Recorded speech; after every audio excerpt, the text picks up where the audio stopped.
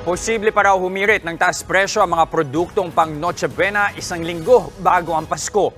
Pati mga tradisyonal na kakanin may taas presyo na rin. Nasa frontline na balitang yan si Shaila Francisco. Damang-dama ng mga nagsisimbang gabi ang taas presyo ng ilang kakanin. Sa Baclaran, 70 pesos lang noon ang puto bumbong special. Pero ngayong taon, 80 pesos na. Itong matindi pa sa special, yung regular order ng puto bumbong. 40 pesos dati, 60 pesos na ngayon. Ang special bibingka naman, 100 pesos na. 60 pesos kapag regular. Ang dahilan ng taas presyo. Alin po yung yung malagkit. Yung mga nilalagay po sa sa toppings po. Tsaka yung gatas.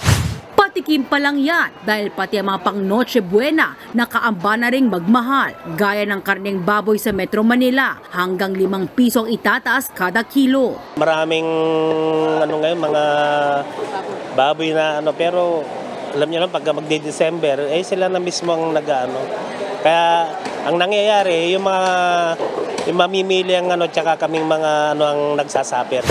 Sa mga umiiwas naman sa mga putok-batok na pagkain at gustong maggulay sa Pasko, mura pa ngayon ang presyo. Pero may gulay na raw sa mga susunod na araw. Posibleng magtaas ng hanggang 50 pesos dahil sa kinakapos na delivery. Konti lang ang supplier namin pag magkapasko.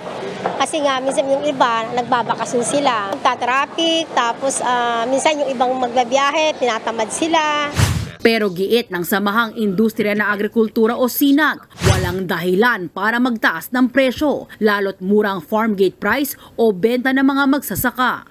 So far, lahat naman ng production is maganda. Yung pork, chicken, vegetable, ang rice natin, ang palay, maganda naman yung pag-ani. So wala tayong nakitang may problema for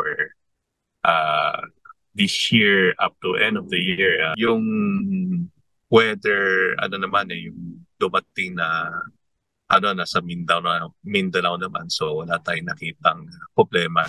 Mungkahi ng grupong SINAG sa Department of Agriculture, bantayan ang presyuhan sa mga palengke. Madalas daw kasing magpatong sa presyo ang mga biyahero tuwing Pasko, lalo't mabilis ang bentahan. Kabilang sa nakakadagdag ng bigat sa presyo ang petrolyo na may dagdag bawas 10 centavos sa kada litro ng diesel ang dagdag singil, habang may rollback naman na 85 centavos sa kada litro ng kerosene. Walang galaw sa gasolina. Nagbabalita mula sa Frontline, Shaila Francisco, News 5. Mga kapatid, Jess De Los Santos po, huwag magpauli sa mga umaaksyong balita at napapanahong issue sa bansa. Para sa mas malawak na balitaan, mag-subscribe at mag-follow sa social media pages ng News 5.